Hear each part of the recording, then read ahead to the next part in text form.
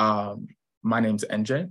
I am the founder and CEO of ComSciLib, and ComSciLib is an edtech platform that helps CS students learn CS theory and math courses worldwide. So discrete math, comp architecture, etc., to make it easier to pass your degree and go to those high-paying tech jobs.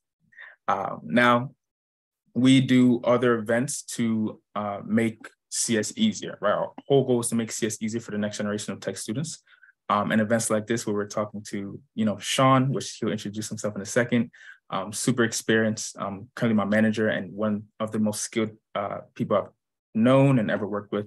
And, starting out in my career, he's been an amazing mentor. So really excited for him to, kind of share his knowledge with you all today. And Sean, feel free to take it away and introduce yourself.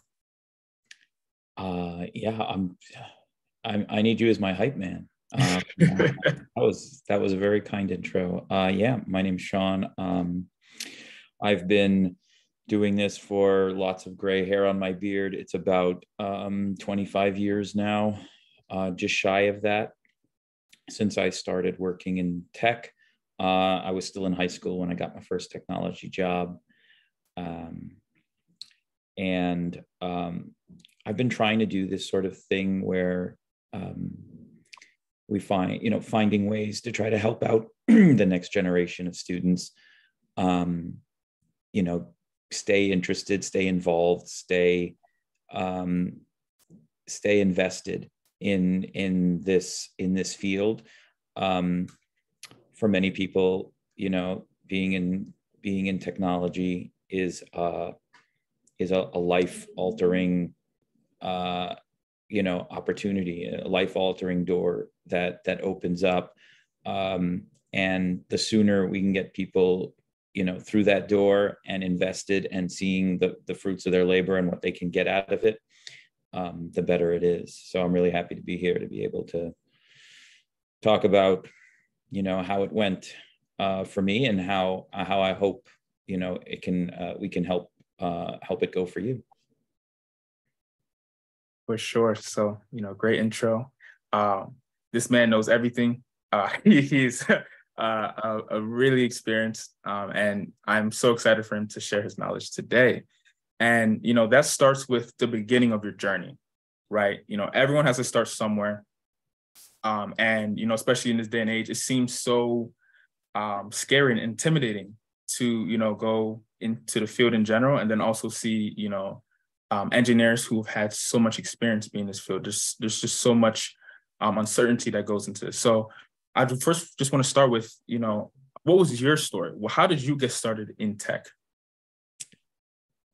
So I got started at a rather young age. I was about 12 or 13 years old, and we were one of the very fortunate folks in my neighborhood that my parents had a computer at home. That was not a common thing in the early 90s. We got that computer it was in the 80s. So in late 80s, and even less common. Most people didn't have that. And so we're very lucky. And I was about 12, and I had already had a little bit of a mind for tinkering and a little bit of a mind for breaking things and putting them back together. And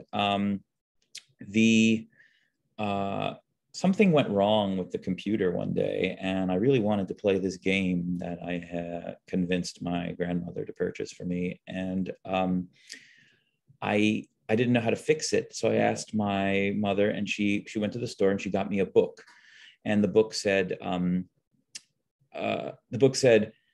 the first step that you need to do is format the hard disk.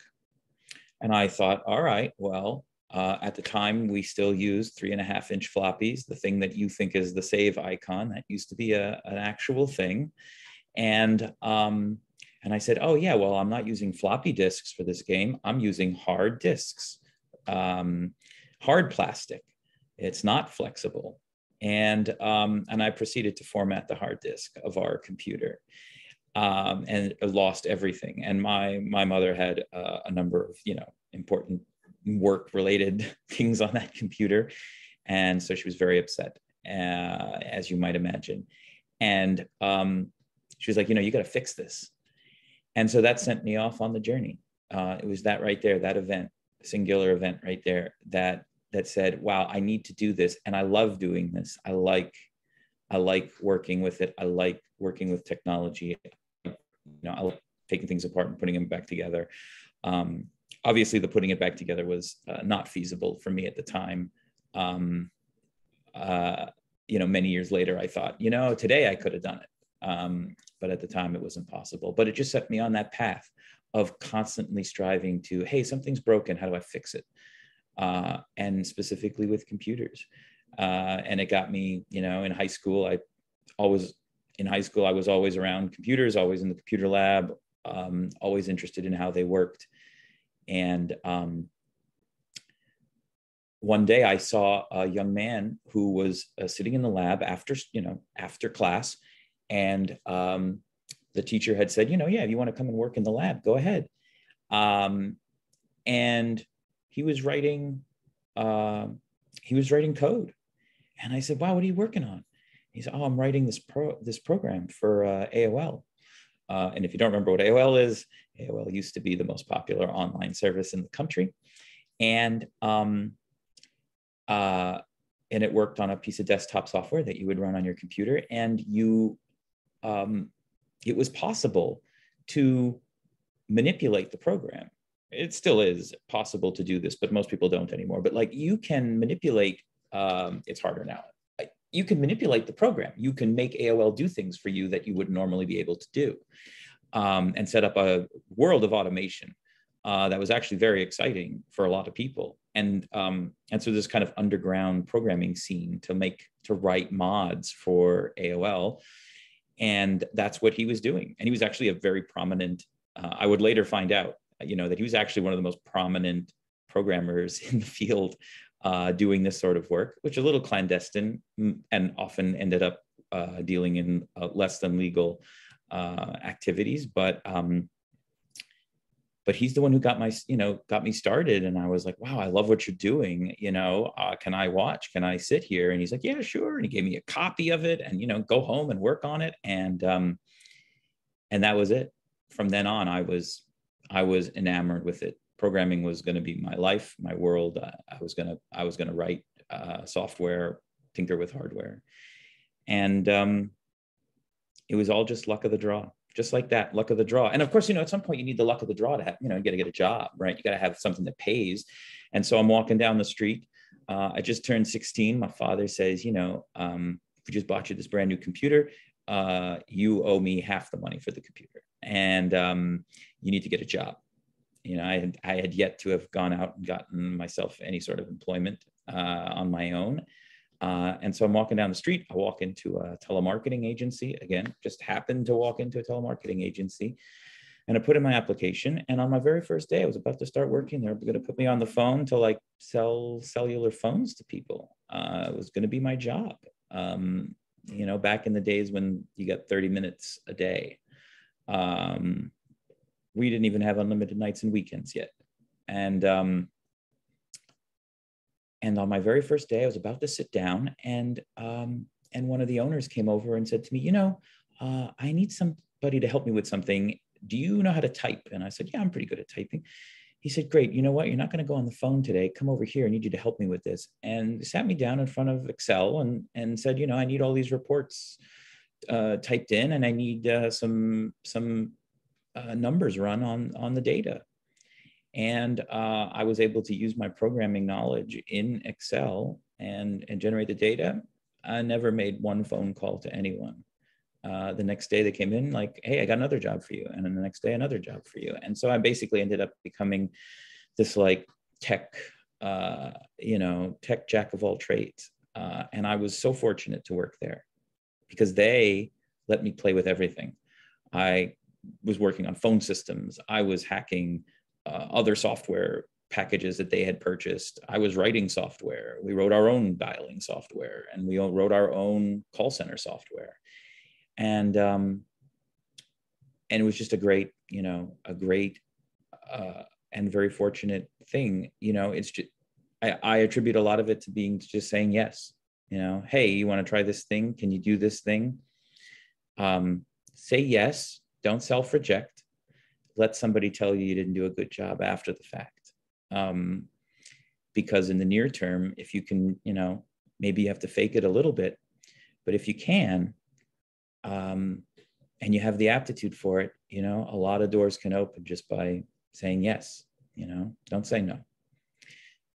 And then from there was all pretty much, after that, it became pretty standard, go to college.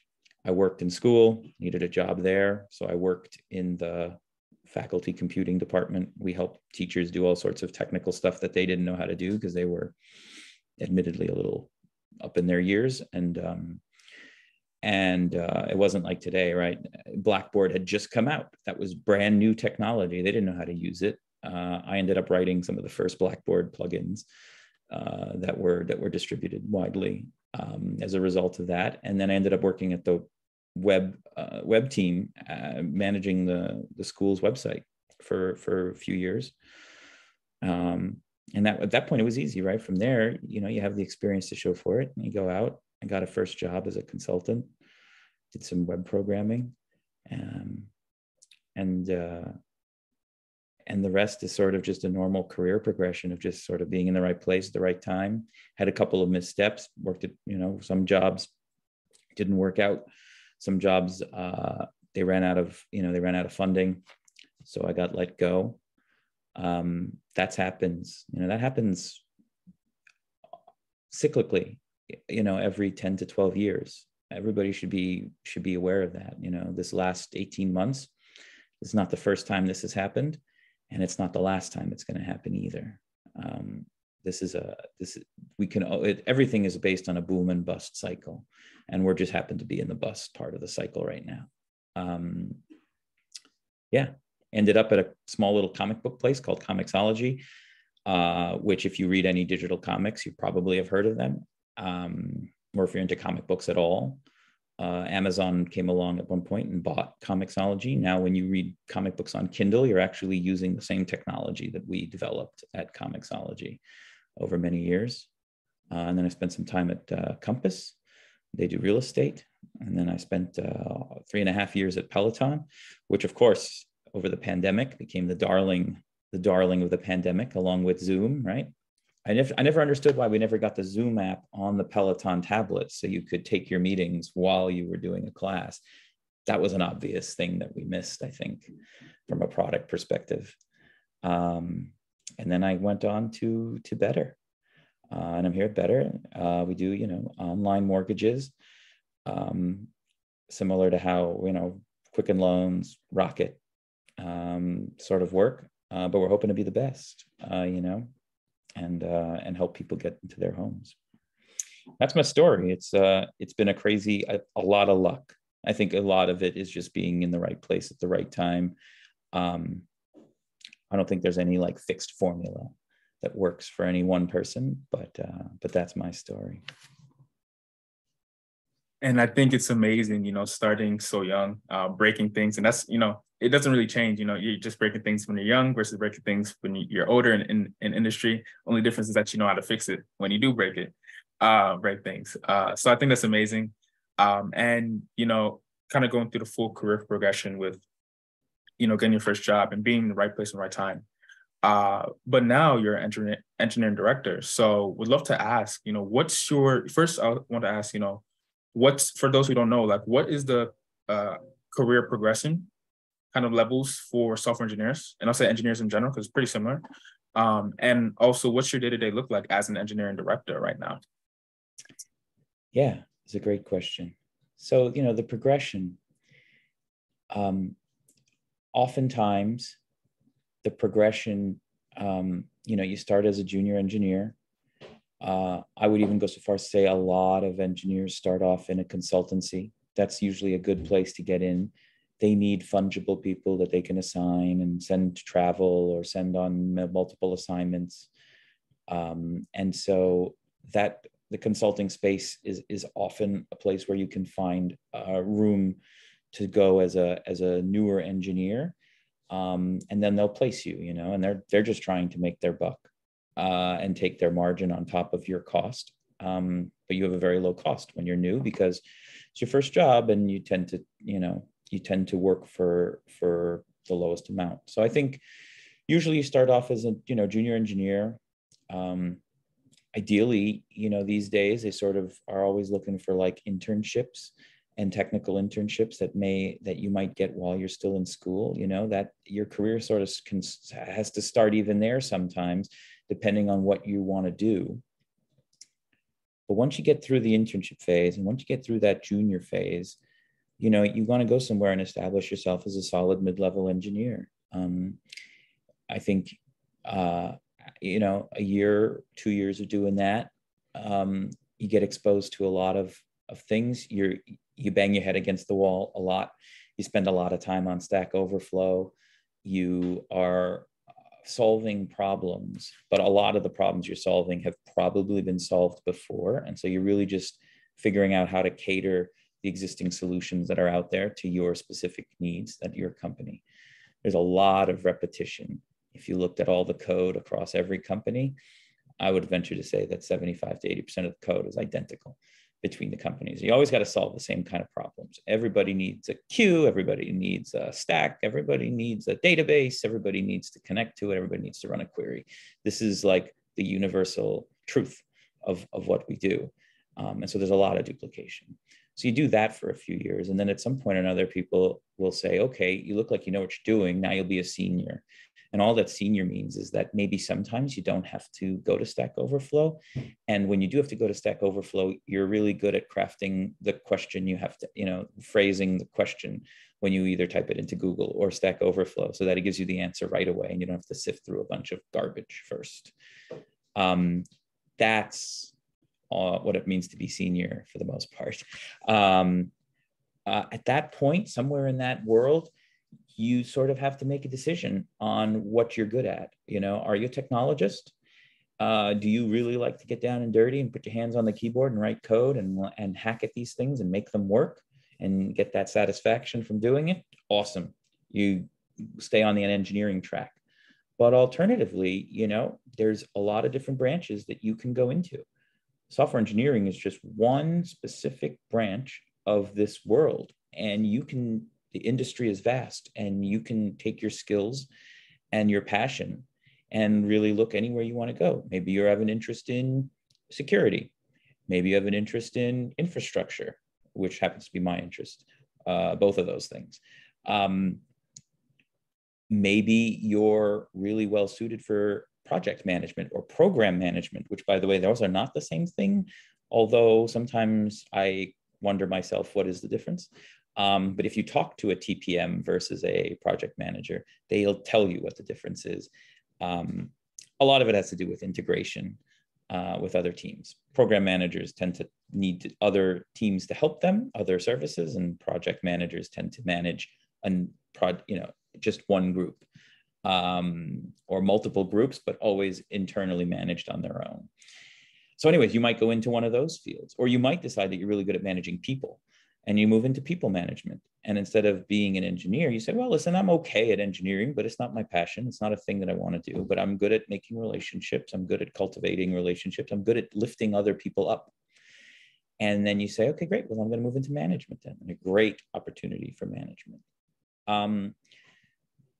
And you don't have to necessarily pick one or the other. You can switch back and forth. I know lots of people who, they were a manager for, they were an IC, an individual contributor. They had no reports.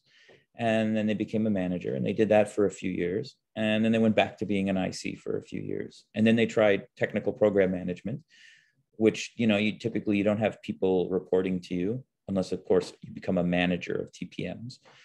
And you just kind of choose your path based on how you're feeling, where you excel, sometimes where your company needs you. So when I joined, and when I worked at Amazon, I was an IC. When I went to Compass, I was still an IC. I had no aspirations really for management at the time. When I went to Peloton, I was still an IC. And while I was there, there was a need. There was a need for infrastructure security. That function didn't exist. And there was a need there, which I identified. and put together a roadmap and brought it to my manager and said, hey, I think we need this. And, they spoke to the security team. The security team said, yeah, we're not, we don't really have good eyes on this. A lot of what we're doing is reactive. There's no proactive security team here. And so I bootstrapped that team and grew it to 8 people. And so I was a manager for some time until I decided, you know what, management's not for me in this particular time and place. And so I handed the reins off to someone else, and I became an IC again and worked as an engineer. And I joined Better as an IC with the full intention. They said, you'll be an IC, and then you're going to bootstrap a team here, but it won't be a very big team. It'll only ever be, 3 or 4 people. That's how big we think the space is. And I agreed based on what they were doing and what they needed. And so that was the intention, how I started. But through the luck of the draw, I guess, there was a need. There was a need and an opportunity to take the reins and kind of own a large swath of the engineering organization at Better. And, going back to what I said earlier, say yes. Let someone else tell you you're doing a bad job. Say yes, do your best, try really hard, admit when you're wrong, admit when you need help, and see where it takes you. And so far, I've managed to not set everything on fire just yet. What's my day-to-day like? When you're starting out, you spend most of your day coding or banging your head against the wall. When you get to be senior and staff level, you're doing a lot more reviews. You're doing a lot of mentoring. You think it's a waste, you might think it's a waste of time, but one day people are going to be really happy that you took that 20 minutes to go get a coffee with them or talk about their code or talk about how to solve problems or how they might structure their design document or their requirements document or anecdotes that you've learned over your time. People are usually very grateful for that sort of knowledge. And so you spend time mentoring other engineers, you spend time lifting people up. Even as an IC, that's still your job. Your job is to cultivate, right? It's a garden, but it's a garden where the older trees help the younger trees grow.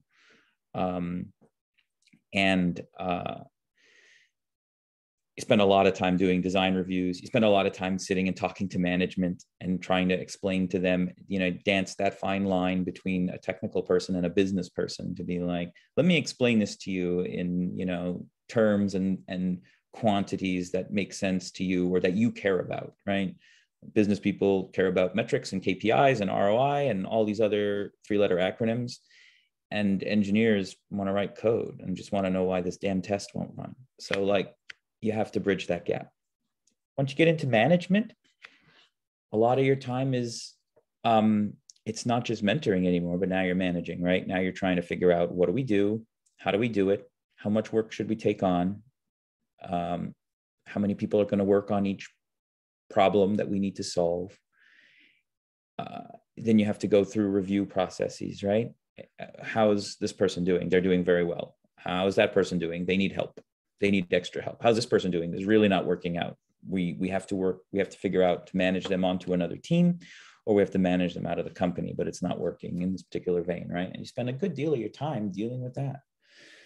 And then once you get to, this level, you're dealing with business concepts more often than you're dealing with engineering concepts. I spend a good deal of my time reviewing contracts, negotiating contracts, managing costs, figuring out which vendor to use, which vendor to pick, how to get the NDA signed, which MSA form are we attaching to which order form, and just generally trying to keep the wheels moving, on a very, it's a boat. I guess wheels are a bad analogy, right? Think of it like a very big bus, and once the wheels are moving, you just want to keep the wheels moving. Just keep moving forward. Buy yourself another day until you run out of gas, right? There's only so much gas in the tank, and you need to go as far as you possibly can. And sometimes you got to shed weight. what's in the bus, right? So you can get a little bit better mileage. So you cut vendor costs, you cut real estate costs, you move downsize, you move to a smaller space, you give people Chromebooks instead of MacBooks. You got to find ways to cut and keep the wheels moving. So that's mostly what you end up doing at this sort of level when you're, from a tactical sense, I guess. And then from a strategic sense, you're really thinking about long-term vision, trying to figure out, an engineer is worried about what I'm going to do today. A senior engineer is worried about what I'm going to do this month. A staff engineer might be worried about what are we going to do this quarter, but like implementation wise. Whereas the manager is worried about what are we going to do this quarter and next quarter, and like in terms of resourcing, like do I have the people, the manpower or person power to effectively implement these goals for the business, and a director is kind of looking at multi-year vision, what do we do this year and what do we do next year? Or how do we think ahead to manage cost, resources, projects, 18 months out. We have to know you're basically taking a stab at knowing the future. And the successful person will be, right, call it 55 to 60% of the time. That's success. Don't let anybody tell you success is being right 100% of the time. Those people are lying. If you're right 70% of the time, that's top notch. That's pretty good because it's very hard to predict the future. For sure. And I think it's amazing that it's, there's just so many levels to this, right? Like so many levels, just from starting out to, being at kind of the top of the food chain and kind of overseeing everything. And, a lot of, students right now and, engineers that just starting out kind of are interested in getting to that, place. But as we all know, with the economy and the state of tech in general, it's been hard finding jobs for most people. So, you being in the industry longer than a lot of us have been alive, right? You've seen a lot of the major trends, and you talked a bit about that earlier. So would love to just get your thoughts on like, what are your, general thoughts on the layoffs and the hiring freezes in tech right now? And yeah. So I think, a lot of the layoffs that have happened over the last 18 months have been the result of the pandemic ending and us trying to get back to some sense of normal or baseline that we had before. I think layoffs are in general a cyclical thing. And if we didn't have a pandemic, they would have come up with another reason why they had to do layoffs. Companies in general have, been shedding anywhere from 6 to 10% of their workforce for the last 18 months. And so it has affected tech more than other areas because tech unemployment historically is very low. There's usually very low unemployment in tech. I think throughout the entire 2010s, from 2010 to let's say right up until the pandemic, because we can consider the entire pandemic as like a huge anomaly, but like, unemployment in the tech field was generally somewhere down near 2%, 1.5% to 2%. It's not the general unemployment rate of the country as a whole across all industries. And it's far less sensitive to changes in any one industry. You could imagine, the coal industry gets significantly impacted. That can impact tens of thousands of jobs in that one industry. But tech isn't like that, because when you're in tech, you don't really have an industry per se. You are a technologist. And so you can go to almost any industry. If banks are doing bad, then you go to tech companies. If tech companies are doing bad, then you go to energy companies. If energy companies are doing bad, you go to medical companies. And so it's like a very versatile group that's heavily in demand because there just aren't enough computer science graduates to go around for all of the open positions. and all of the, computers, stop. See, this is what happens when you have an Alexa too close to you and you give this talk. So there's just more openings and projected to be more openings than there are people. And it's just a matter of aligning location, and let's be fair, compensation, and niche of what aspect of computer science you're executing on. And also the industry's willingness to take on like junior talent. Those four factors are kind of the driving force behind whether there's high unemployment or low unemployment in the field, but in general, it's pretty low.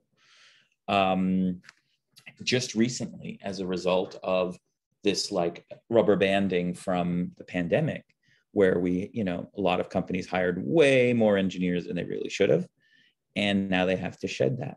And then they have these huge recruiting teams who are focused on bringing in top talent, and they just completely eliminate them because they say, well, no, we got to watch our bottom line right now. We can't get money that easily. We have to lengthen our runway. We have to be able to last on the money we have for an extra 6 months or 8 months or 10 months. And getting rid of 10% of our workforce is how we're going to execute on that. So I think the layoffs are, obviously I can't predict the future, but I think the layoffs are coming to a close. I think the economy is reaching a turning point. I think inflation is in a better spot. I think the country as a whole, now that there's a default, there's a debt deal in place, there's no default risk. I think that's putting us in a better place. And I think that once the Federal Reserve takes the necessary steps to adjust the federal funds rate, I think, interest rates go back down. And when that happens, hiring will kick back in, right? It's weird that those two things are connected, but you can actually draw a pretty straight line between those two things, right? The higher the Fed funds rate, the easier it is to get risk-free money. The easier it is to get risk-free money, the less chance people want to invest money in new ideas. And a lot of technology is based on the premise of new ideas. Nobody ever says, I need some, not nobody, but very few people say, please come and keep my, Pascal application running for me. That doesn't happen all that often. Most of the time, somebody needs a technologist and a software engineer. It's to come and write something new, fix the interface build me a new interface, build me a new application, build me a new mobile app. People aren't willing to invest in those things at a potential, return when they can just get a pretty decent return guaranteed. So all the money dries up, and then there's not enough money to pay all the engineers. I think that's going to come to a close, in a year, maybe a little more. And we should see things kind of get back to a more stable place. Are we ever going to have the highs of 2020 again? Probably not. Those were a mistake to begin with.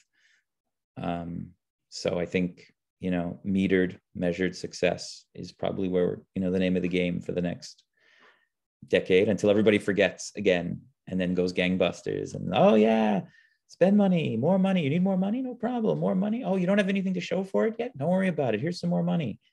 Right. That was 2015 through 2020. That was kind of the name of the game. Because everybody had forgotten about 2008 by then. Everybody thought, no, that won't happen. That won't happen. It happened. It just happens differently every time. Everybody fools themselves into thinking it won't happen, but it finds a way. I hope that answered the question. I feel like it sort of did. Maybe we got off on a tangent.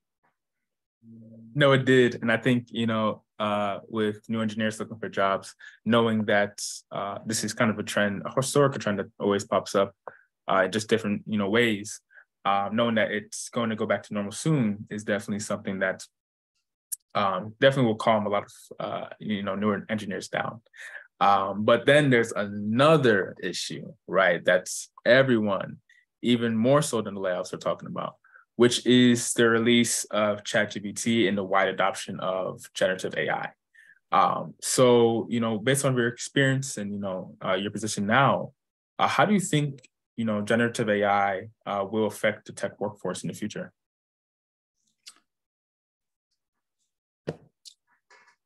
Everybody always says like, oh, AI is going to replace me as an engineer. I hear that from some people across levels, at multiple different levels.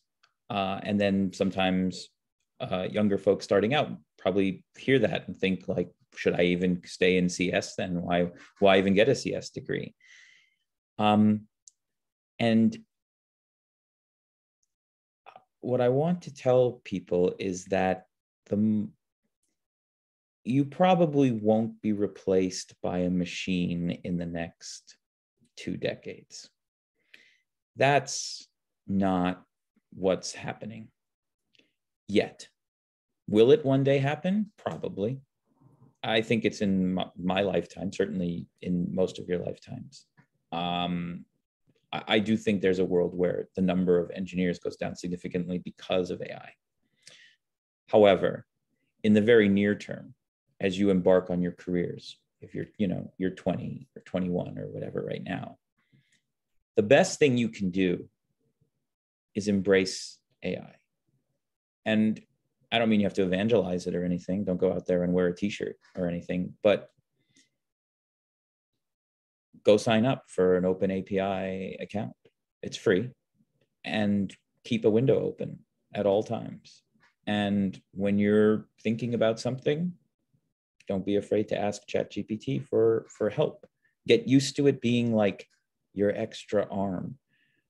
When I was just starting out, there was this concept of rubber duck debugging, and people would hand out little rubber ducks, or in some cases, little stuffed animals. And I still have one of my first rubber ducks. It's a little stuffed elephant. And it was on my desk at my first 2 jobs. Kept it on my desk. And whenever I had a problem, I would talk to the elephant and I would explain the problem to the elephant. And instead of doing that, I think everyone should talk to ChatGPT. I think you should ask, or any, by the way, you don't have to use OpenAI's if you don't want to, right? There's so many LLMs that have come out that are available free of charge, and you can run on any moderately powered graphics card or whatever. Throw it up in AWS somewhere and have your own personally trained one. A little bit of money, but not super expensive. I mean, order of like dollars, dollars per month, dollars per day, maybe at most. And keep that window open and ask it questions. Train it. Keep working at it. Keep using it. Get better at knowing which questions to ask to get the answers you want that are relevant in the field you're on. I think long before AI replaces us, engineers who are good at AI will replace engineers who aren't.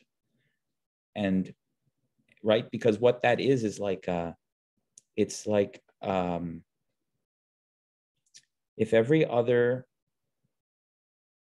contractor is coming to your house and only has 2 tools in their toolbox, but you come to the house and you have 20 tools in your toolbox, then you are a more efficient and effective contractor. And that's the first phase of this, right? Is being able to say, like, I get a lot of work done. I can get more work done than most other people. If you hand me ChatGPT, I can force multiply myself because I know what I'm looking for. I know what I need. I know what to ask for, or at least I'm starting to get better at knowing what to ask for. I think that's where you should be taking your time. Don't be doomsaying, oh, it's going to take my job. Long before that happens, what you can do is make sure that you are, invaluable. Somebody will say, oh, they do great because they're really good at managing, at using the AI to their advantage to get things done. And that's probably going to carry most people for the next 20 years because there's so many tech jobs that need to be filled. in security, in software engineering. And again, comp is a part of that, right? Everybody was flying high, and you got these engineers who work at Facebook. You see this stuff flying on Instagram or whatever. Oh, I made $500,000 and I made $1 million as an engineer 1 year. And then you're going out and applying for jobs, and they're like, yeah, it's 110 with maybe a 5% bonus and a couple of hundred shares. Maybe it's worth another 10 grand or something. And you're saying, well, this is crazy. This is not the pay I thought I was going to get. But there's absolutely a regression to the mean happening in the tech space. And even though layoffs are going down, and even though job openings are kind of stabilizing, to me, it looks like the average pay is taking a hit in the tech space, and people are, companies are offering less, and you have to be ready to take a little bit less than you might have been expecting. But luckily, if you're just starting out, it's probably more than what you were, it's probably more than you've ever made. And so you just kind of have to take things in stride and look on the bright side that, like, a lot of people are looking for work. So if you land a work doing any work, even if it's for less than you thought, take it. Even if if you're comfortable with moving, relocate. If you're comfortable, and you can get a visa, consider international. Lots of jobs available all over the world. They just don't pay as well. The United States is by far the top tech country in the world. And I know you have, maybe some international folks listening who are, for them, it's like, you want to make the best bang for your buck, then figure out a way to get into the United States and work in the United States, because, San Francisco, New York, Chicago, Seattle, Miami, Houston, Dallas, that's it. If you work in one of those cities, that's like the highest paying tech cities in the world. People who work in London in tech, they make less than half of what a New York-based engineer makes. So it's all about going where you can maximize, your maximize the comp you get for the time you have. You can take that angle. But I would say, as a new engineer starting out, the even more interesting thing is to find a place where you can learn a lot. It's okay to take, I'm not saying work for minimum wage, but like take less pay, but trade it for a place where you're going to learn a ton. That's a fair trade. That's going to be worth a lot down the line. And besides, these days of, long 25, 30-year careers with a single company, those are done. Companies still haven't learned the lesson of, like, valuing their people and treating their people with the respect that they deserve. And so you're almost certainly going to make more money by just jumping. Just jump every 2 years, 3 years. I never worked anywhere more than 4.5 years is the longest tenured job I ever had. Not counting my original telemarketing job. I worked there and put in some time there for 7 or 8 years, but very minimal time, right? But like regular 9-to-5 job, 4.5 years, and then move on. First of all, you get stagnant. Second of all, your skills erode. Third of all, the pay probably erodes to some degree. And there's no room for, you run out of runway. You run out of new things to learn. You run out of new problems to solve. You end up being oh yeah, you have a problem? Just go ask Sean. He's been here forever. He knows how to fix everything. That's almost unpleasant to some degree. You want to be challenged. If you don't ever like to be challenged, then tech is probably a really bad choice for a career. Every single day is probably too much to be challenged, but every once in a while, if you don't get your brain stimulated, I don't know, I would hate it. I would hate to not have some kind of stimulation now and again. Be like, oh, that's a meaty problem. How do we solve that? How do we write that? How are you going to code that? How are you going to deploy that? It'd be it'd be pretty boring if you didn't have that. But summarizing back to the original point, right? Use AI. Find ways to use it to your advantage. Have it write code for you. Have it write tests for you. Have it validate the code you write. Sign up for Code Whisperer. That's a free service from Amazon. It's free right now. That sort of works like GitHub Copilot. Like, have it help you write code.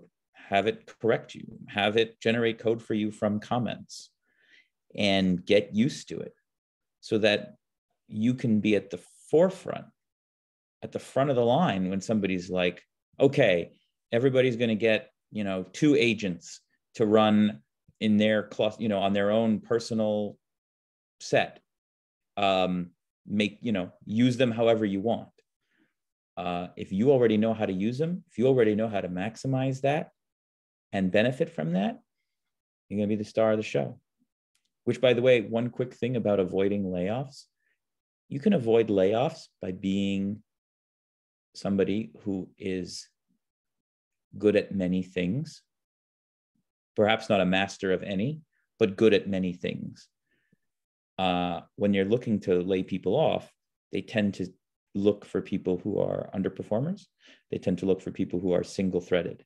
They tend to look for people who are not invested anymore. And it's perfectly reasonable for some people to give up. That happens all the time. You bought into a mission, you were all about it, and then you said, I don't really like this anymore. They'll find out eventually, and then, it's up to you, right? Do you want to be let go or do you want to walk? You want a chance at some severance maybe? So then you stay and you wait until they figure it out. But they will know that you gave up. And so if you don't want to get laid off, then the key things to do is to keep learning, make yourself indispensable, and make yourself good at multiple things. If you're good at 3 different areas, then even though somebody says, we got to slash the budget on, area A, well, that's okay. I'm good at area B and C. I'm helpful here. And their budget's not being slashed. So they'll keep me so that I can keep helping with that. Yeah, sorry, that's a little non sequitur going back to the layoff thing. But I think that's useful. You want to avoid it. Nobody wants to get laid off. If you're going to leave, you want to leave on your own terms. And I think that's, amazing advice, especially for anyone who's currently looking for a job. Hearing it from someone who's been in industry for so long, it's just going to be really valuable. And I've gotten valuable insight as well. And I do want to say, if you have any questions whatsoever right now, this is a time to put it in the Q&A feature in the webinar. I see one question right now in the QA feature. I also see one in the chat. Make sure that you're putting questions in there. It can be as many as you want. Get them all out now. We are going to go to the Q&A section after this last question. So make sure that you get your question out now so that when we go to the Q&A section, we can answer it. But yeah, and the last question I'd love to ask you is, with everything you've experienced so far and seeing, certain trends rise up again, we talked in the past about your experiences at certain companies. And we just talked, Wednesday about one of the experiences you had and what you do over again. But my question is, if you could do it all over again, would you change anything? And if so, what would it be? What would you do differently? Oh, so much.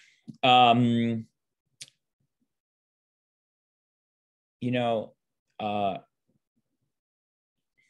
would I do differently?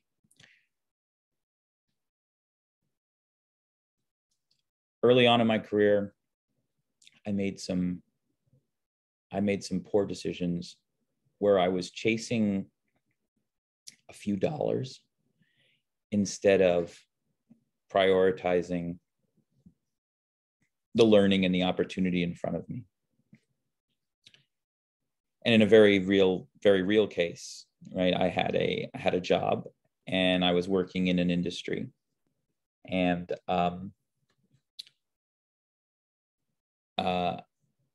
I knew some people who were working,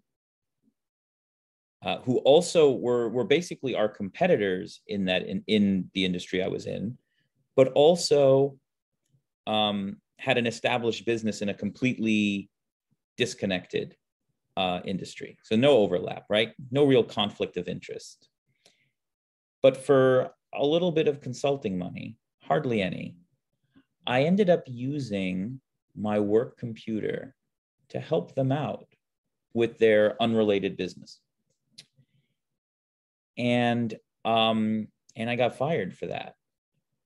And in the moment, I was like, "That's crazy. I didn't help them. I didn't help them be our competitor. You know what I mean?" But in some sense, you have to imagine that like every dollar you save on business A can now be put towards business B. And I didn't see that. I didn't think it through well enough. And so I would definitely have changed that. And I would have, at the very least, I would have, used my own computer on my own time in my own house, with my own internet. And so I think that's one thing. But also take the time to think about, like, is it worth it? Is the dollars you're going to make, do you really need those dollars? It wasn't even a lot of money. You know what I mean? It was less than 1% of my total pay for the year. Why would I risk it? Why risk that? Why even, go through it? So that was a mistake. And then another mistake, and again, and this time was more prideful. And I'll try to summarize quickly the story we were talking about on Wednesday, right? But I was at Amazon. I did get pipped. That's a performance improvement plan. That's when they're probably going to fire you, but you do get an opportunity to work your way out of it if you can. And so I did. And I did work my way out of it. And it was a very reasonable thing too. At the time, I probably would have done the same to myself. I was a very, soul gung-ho cowboy coder. I don't write tests. Someone else can write the tests. I just know how everything works, and I know how to make it right, and I know how to fix every problem. And I don't take flack from anybody, but I certainly dealt it and ruined, professional relationships that I still regret to this day. People who I really wish I would have worked with more closely and more collaboratively. And so that wasn't a mistake in of itself, is just allowing myself to go down that path. Just always remember that, like, everybody's a person. Everybody needs to be treated with respect. It doesn't matter how good you are. You might be great, but there's someone better than you. And if you're creating a toxic work environment, then the company will absolutely do better by just letting you go. Nobody's good enough that they deserve to be, for other people to have a bad work experience, professional experience. It doesn't happen as much in the remote culture, but one day, I do believe that most people will be back in a hybrid role, and you will have to show up to an office 3 days a week, and being nice when you're there is just good for everybody, including yourself. So anyways, I did that, and I got out of the PIP. But when I got out of the PIP, through the way compensation works, there was a mistake, and I had to suddenly decide, like, how much money I wanted to make, right? And it's like, how much money do you want? So you stay here, obviously, and I wasn't going to stay for the pay that they were offering due to this clerical error. But I gave a number, and that was a mistake, right? Never give the number. If somebody's asking you how much you want to make, ask them what is the range for the role, ask them what is the midpoint, ask them what they see other candidates or other employees making, ask them what they see as the industry trend. Avoid making the first number. Avoid telling people the number first. This goes through any application process. Sometimes you have to, but in general, you don't. And let them make the first offer. Never offer up a number first for a pay requirement. And if you must, then choose something that's, not absurd. Don't tell somebody you want to make $1 million. That's ridiculous. But choose a number that's much higher than you think is reasonable for, a junior role. Say 175,000. If you have to say a number, but generally you don't. And generally, some people, you can have a conversation. but don't sell yourself short. Never sell yourself short. Happens to a lot of people, especially women of color. And there's been studies on this through a lot of websites that collect this sort of data. And they're like self reject, self diminish their value, but they're very valuable. And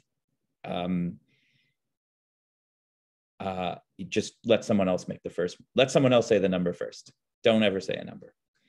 And as a result of that, I said too low of a number. And they met the number easily, but just right at the dollar amount necessary. And rather than say, okay, this is fine, great. That's what I said. I said I'd take this much money. And my manager at the time said, don't worry about this. This is temporary. We're going to fix this. Next year, we'll backfill you with everything you should get. You're doing great. We're really happy you're here. But I still felt the pride of it and said, no, I'm going to leave to go and find another job. And I did. But I wish I hadn't. I wish I had stayed there. I probably wouldn't have stayed there forever, but who knows? But I would have left for better reasons. Because at that point I was just chasing, a few extra dollars, and I ended up taking a pay cut my next job anyways, small pay cut. And it wasn't worth it. It wasn't worth it. And yet another professional relationship that sort of soured, so I feel bad about that. Yeah, those are some mistakes I've made that I wish I could take back. I think those are the two biggest ones. Most other mistakes I've made, I'm probably make them again. I'm all right with it. I'm resigned. I think having those experiences to learn from is super important. I think it also helps, anyone who's listening to first avoid those mistakes and also be cognizant of, those values that you just mentioned, So first, we'd love to thank you for all of your great advice, all of your great insight. I know this is really insightful for everyone, watching. And it's going to be really helpful, throughout their careers, right? They're going to think back to this moment and be like, oh, I heard from this guy, like, you shouldn't do this. And they're going to be thankful either whether that's now or, a while from now. So definitely appreciate all your time. And now I would love to do Q&A. So I see some questions here. Be sure to ask any questions at all that you have using that Q&A feature while we're answering these questions, because we want to get to all of them, and we created an extended Q&A just to answer them. So the first one is from Angel. I am a junior in college, but still undeclared. I want to pursue a degree in CS, but my advisor said I'm in danger of not declaring it, and she said I should minor in it. Can I still get a job in the field without the degree? Yes. I don't know. I think it was maybe 2016, was it? Or 2015? But I can remember clearly the day Apple decided to remove degree requirements from all of their open engineering roles. And the rest of the industry pretty quickly followed suit because, and this wasn't just engineering degree requirements, but just degree requirements in general. And that's because there were so many people, so many talented engineers that didn't finish college. And when you think about some of the great people who are part of this industry and define this industry, they didn't finish college. Bill Gates, Steve Wozniak, I don't think they finished. Or if they did, they went back later to finish, but I think they drop out. Michael Dell, he dropped out of college. Mark Zuckerberg, he dropped out of college. I mean, you take the average, you take number of college degrees divided by billionaires. It's not that great of a metric as having a college degree. So you absolutely don't need a college degree to get a job in tech. You don't need to minor in computer science if you don't want to, if you want a degree in tech. You just have to be good at tech and prove it.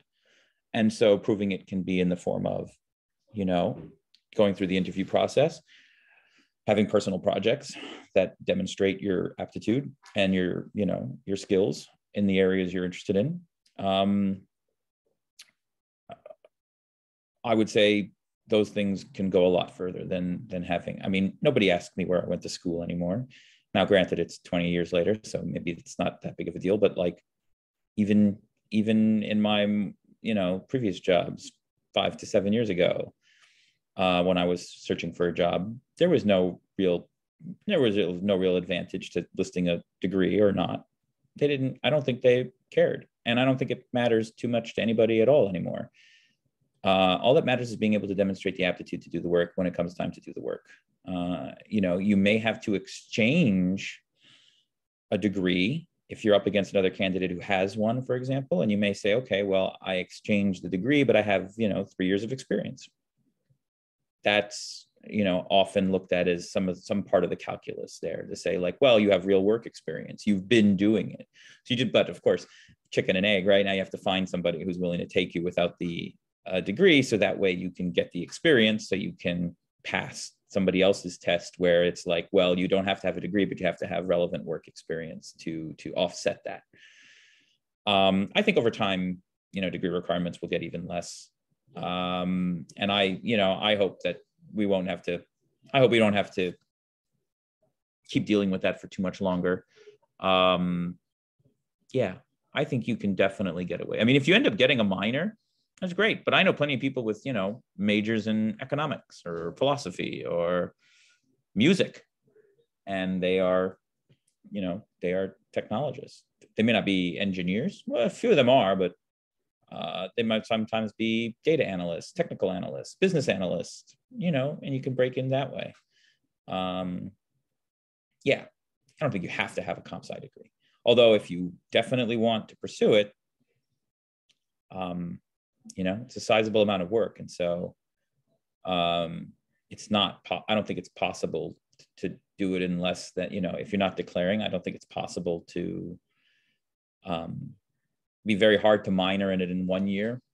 Probably need, 3 semesters or a couple of winter sessions or summer sessions to actually pull the minor. And you definitely need 5, usually 5 to pull a major, just in the order of scheduling and prerequisites and requirements and things like that.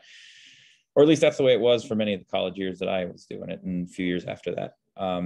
Hope maybe that's changed too.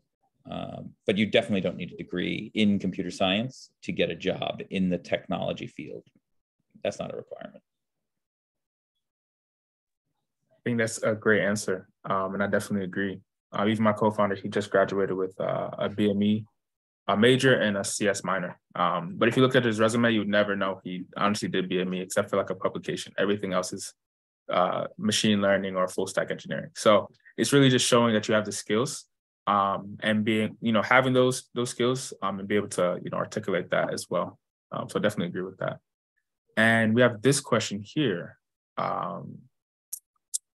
I graduated with a bachelor's degree in computer engineering and would like to pursue a career in cybersecurity. What are the best courses and certifications for a beginner in cybersecurity, and how to progress after obtaining such certifications? That's a good one.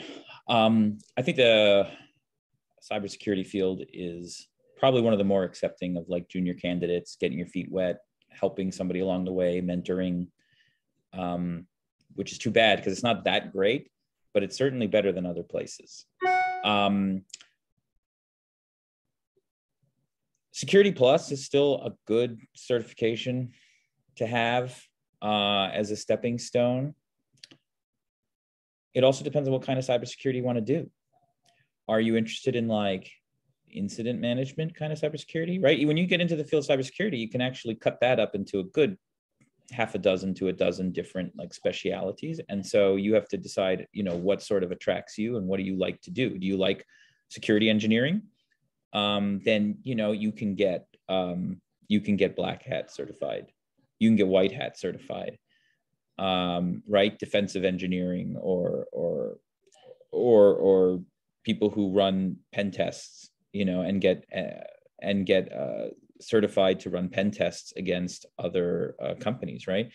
And you go work for a company like NCC, for example, which is like one of the top companies for that sort of thing. You have to decide if you want to, how you want to be involved in cloud.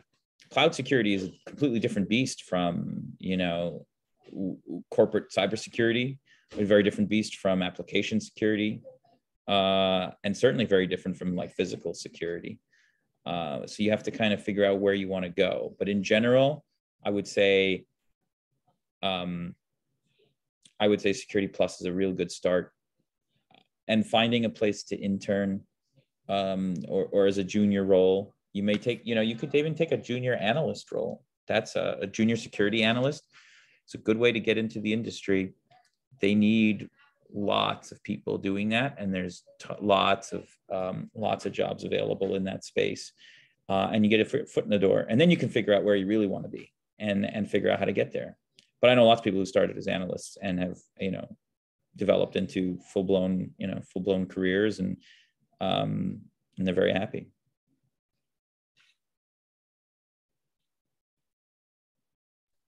And for anyone in the audience who is in cybersecurity, one of my co-founders at ComSci Live, he's currently a security engineer at Datadog. He's been in security since he was 17. He's about 21 now, so about 3 to 4 years of experience. And he actually went through that route, kind of starting as an analyst and working his way up to an engineer right now in threat detection. So he talks a lot about his journey on his YouTube channel, getting the Network Plus, getting a Security Plus, and other certs around that as well. So I just dropped that in the chat. If you're interested in this field, definitely be sure to check his channel out. And that's all for that question. Now to the next question. Other than compensation. All right, there we go.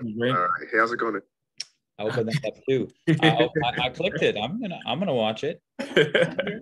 Never think, no matter who you are, no matter where you are, don't ever think you've got nothing to learn from someone else. I can learn from I have learned from a 10-year-old. My son teaches me plenty of life lessons, and never be adverse to listening to an interview. For sure. And Day across the board, Day's definitely a great resource. Now for this question, it says, other than compensation, can you try to rank some of the most important factors or point out what you think isn't that important when selecting a new job? So for example, team, market, leadership, promotion opportunities, etc. Oh man, that's a great question, by the way.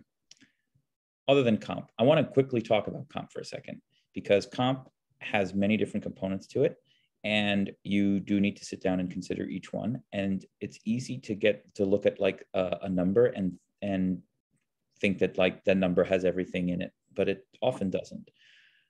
Comp usually for engineers anyways comes in the form of 3 or 4 different things. Commonly there's some sort of base pay component. That's the pay you get every 2 weeks or something, or twice a month, right?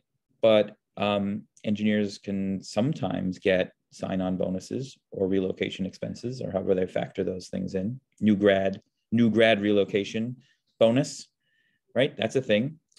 There's annual bonuses, which can sometimes be some percentage of pay, and they'll usually have some sort of range, and it'll be dependent on like the performance of the company and the performance of the engineer.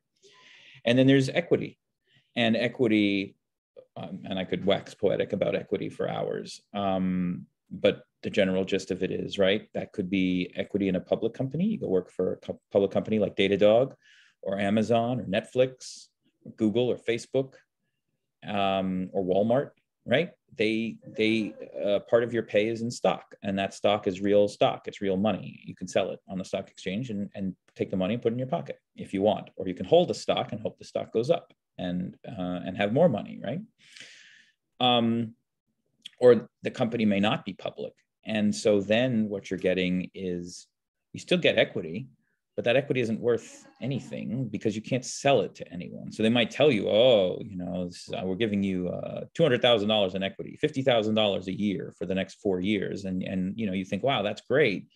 But if the company doesn't go public and never goes public, or runs out of money and shuts down, then that all is worthless. So it's important to be very clear about the compensation, strictly the compensation part of it. Make sure you're very well aware of like what each part of the pay is. And then the other thing that's worth mentioning is benefits. There's a lot of benefits. that sometimes can be worth a lot of money, and it's not obvious. A company that has a 5% 401k match, and you get paid let's say $100,000. Let's say their base pay is $100,000. Well, your real base pay is $105,000 then, right? Because you're going to put 5% in your retirement account because you're not crazy. And then the company's going to match. Anytime a company offers you a match, you put in that much. Like you put in whatever percentage it is for the company to hit the match, you do it. Just forget about that money. It's gone, okay? And the company is going to match and put that money in your retirement account. That's a free raise. I would gladly take a company with a 10% match. Certainly even as a senior engineer, if you're making, 175 or let's say 200,000, 10% match is $20,000 a year in your pocket. That's worth a lot more than the other company who's just offering 200,000 and no match. So you got to look at those benefits. HSA benefits.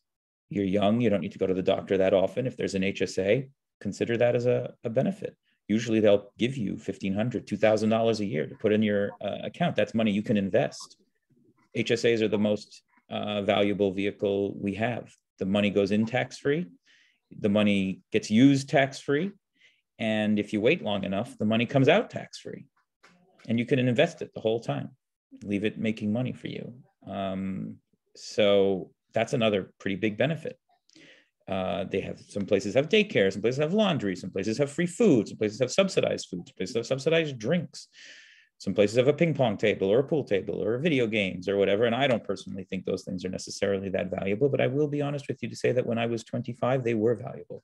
They were valuable for me because they provided me a way to bond with my coworkers. They provided me something to do. Provided me a way of cultivating relationships. They provided ways for me to be able to potentially have a conversation with a manager or a leader that I would not have been able to have otherwise because that person liked to play video games. So, as much as somebody'd be like, I don't care about the office perks, I don't know. Sometimes I do. Sometimes I don't. It all depends who I'm going to work with, where I'm working. It's hard to tell that up front. Some of the things pointed out here, like the team. Usually when you're interviewing, you meet most of the members of the team. If you don't meet enough members of the team and you'd like to, then don't be ashamed or afraid to ask to do so. And, see if you vibe well with these people. And if you don't, then, tell them to go kick rocks. It's fine. The market, I'm going to be honest with you, you can't predict the market for any particular industry all that well. You might be able to predict that a market is going up, but nobody is really good at predicting when a market's going down. If they were, then there'd be a whole lot more billionaires on Earth, and me too. And right, so it's really hard to predict, like, which industry is going to do well the next 3 or 4 years, and which industry isn't. Usually, that's hard to tell. It's not always a slam dunk. Could you have said, "Oh yeah, I'm going to go work for Zoom in June of 2020 or Peloton in June of 2020"? I guess you could have. And, you would have been right. But if you look at Zoom stock and Peloton stock right now, you'd see you've only been right for a year and a half, and then you'd be wrong. So I wouldn't necessarily use market as a good way. Leadership, depends how close you're going to sit to leadership. But in general, most newer engineers, you're going to be really far from leadership. And so I don't really actually think it matters who the leadership is, just as long as they're not, embroiled in too many legal battles. Otherwise, any leader is as much of a liar as the next one. And so the best thing to do is try to find a good manager. You want your manager to be good. You want your manager's manager to be good. If you have those two things, everything else is probably okay. You can get away with it. Promotion opportunities is an interesting one. I would trade that for learning opportunities, to be perfectly honest. Working on projects I haven't worked on before, or the opportunity to impact things that I'm very interested in, but I don't have an opportunity to work with on a regular basis. I think those ones are pretty big. Promotion opportunities, kind of hard. There's a lot of things that have to fall into place for that to happen. You have to be at a company that has to be doing well. They have to be growing in general. They typically don't do a lot of promotion. Or shrinking badly. Those are the really two ways to get promoted. But if a company's kind of coasting along, it's actually kind of hard to get promoted. You need to be at a large enough company where promotion makes sense, like where there's even the sense of levels. Otherwise, if a very flat company, what's the promotion?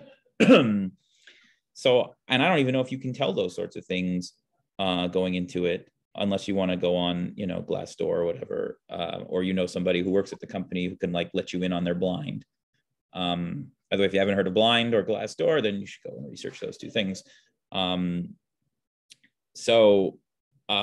I would say those are the big things. And then the last one is probably, work-life balance.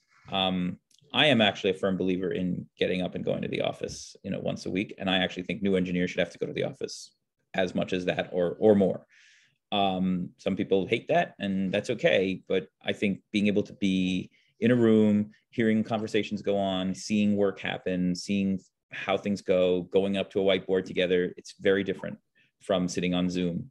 And I really think that that's a really important part of the profession, and it will really help down the line to have that. Can you replicate that in a digital native, remote first kind of company? Yes, but everybody has to be on board with doing that. And I find that the older the person is, the harder it is for them to do that.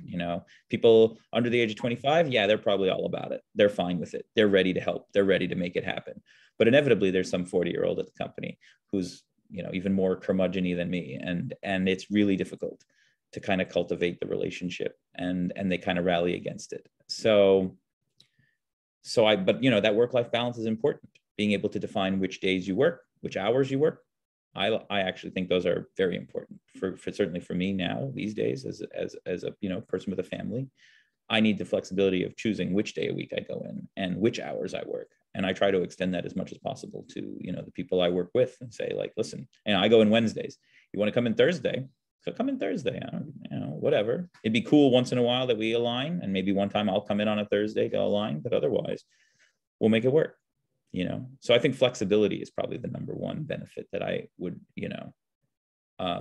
make sure to keep on my list as a factor, and think about when you're choosing between two positions. This position says I can work any 3 days a week in the office I want, and this one says I must come in Monday, Tuesday, and Friday.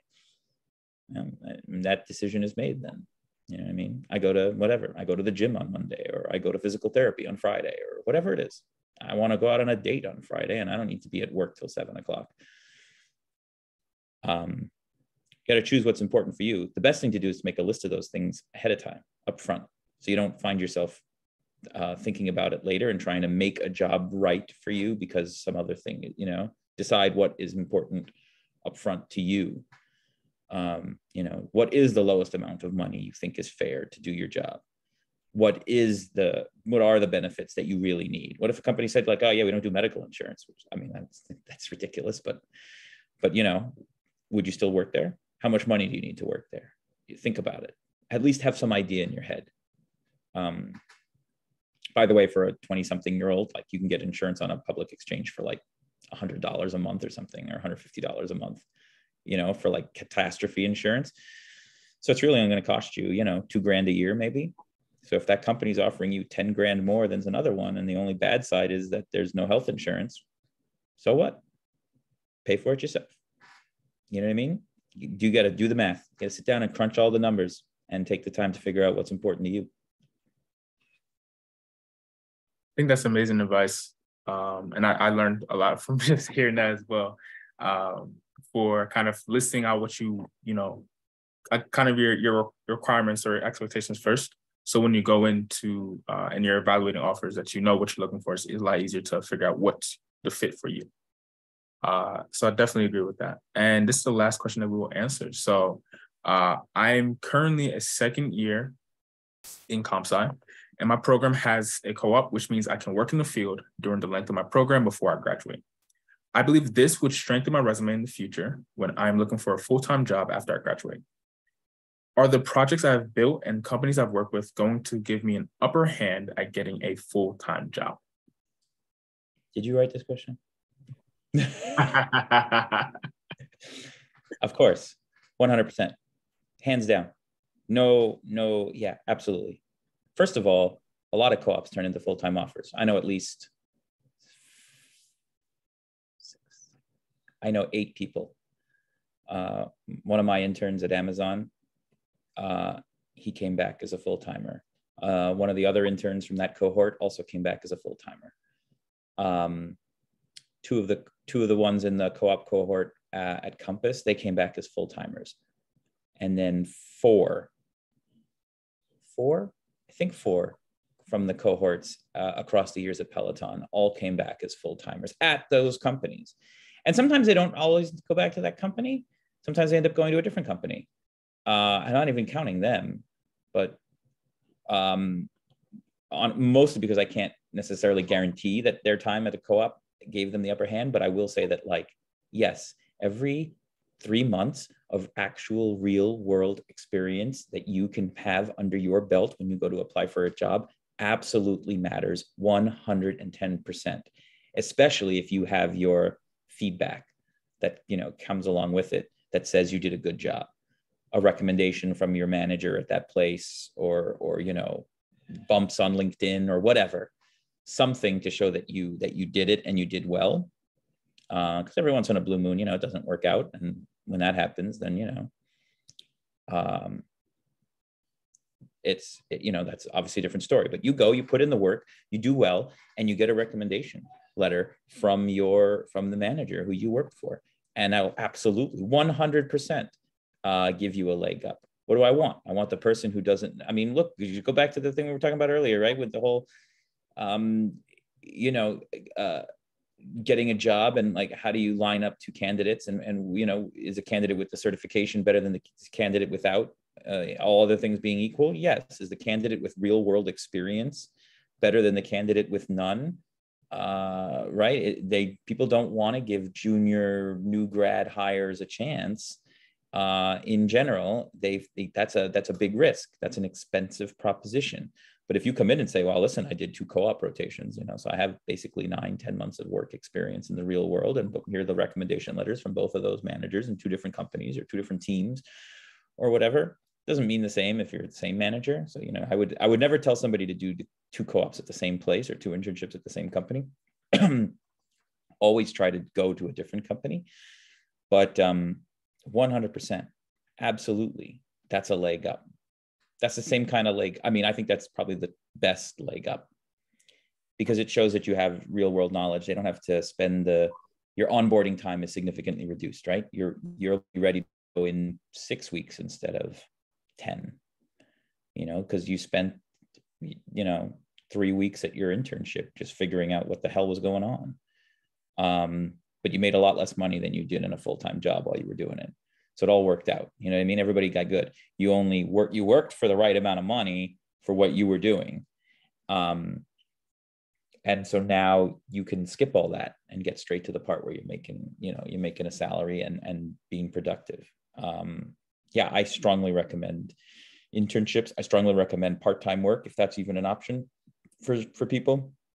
Once you go back to school, see if the company will offer you some part-time work as a contractor during the school year. If your schedule allows it, you can do it. And you want to make some scratch, then why not? That's just more experience to bring to the table. You might walk out of college with 1.5 years of work experience under your belt. At the very least, it gets a recruiter or a hiring manager is going to look at that and at least want to hear more. You know, how do you have 18 months of work experience? Oh, well, I was I did this in the summer, and then I was a part-timer, and then I did a different co-op the following year, and I did some more part-time work after that for that company. And so here I am, you know, I have 1.5 years of experience, and that's a great leg up. That's a fantastic leg up. It doesn't hurt to do a bunch of LeetCode code problems too, but that's a fantastic resume builder. Especially if you can, you know, list out your projects. The one thing that's really important to do on a resume is to actually put numbers on things. Don't just be like, oh, I helped build a thing. Well, how? What exactly did you build? And what was the result of the thing you built? And sometimes that's really hard because, you know, if you're an intern, you only work for 10 weeks or something, and then you don't actually get to see the results of your labor. You say, oh, I did a thing, and, you know, you wrapped it up in the last week, but you don't know how it turned out. And so it's on you to send an email to your mentor or your manager or whatever it was at the company and ask them and say, like, hey, you know, 3 months later, how's it going? Is it working? Did it work well, or did you throw it away? Did I write it like garbage? Did I not write enough tests? Go and figure that out and then write about it. Put it on your resume. Yes, we saw a lift of 5% in conversions. Yes, we saved $50,000. Yes, we gave donuts to 10 million people. It's free donut day, by the way, today, June 2nd. If you're watching this on some other day, you missed it. I had no clue actually that it was that free donut day. Yeah, you got to get a coffee. Go to Dunkin' right now. Bet. About to. But perfect. So that is the last question I will answer. So first, I want to thank Sean for all your time. Hour and a half, just talking, definitely tiring.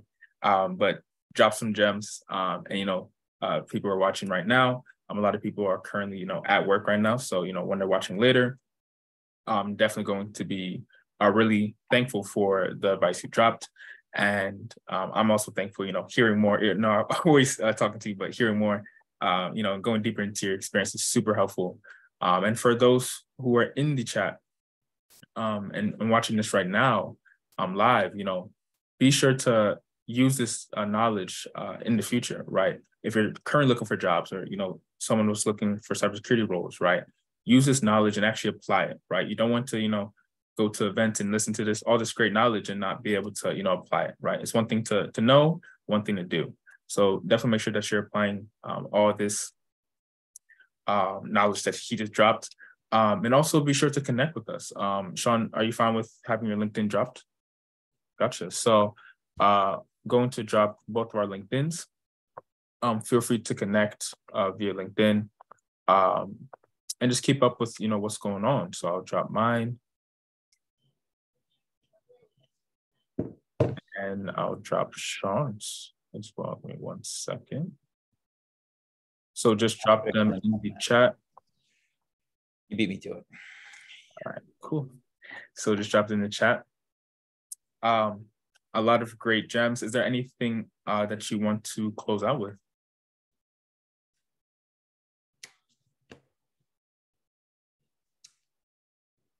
Usually I was hoping to have like some sort of good like tagline or something.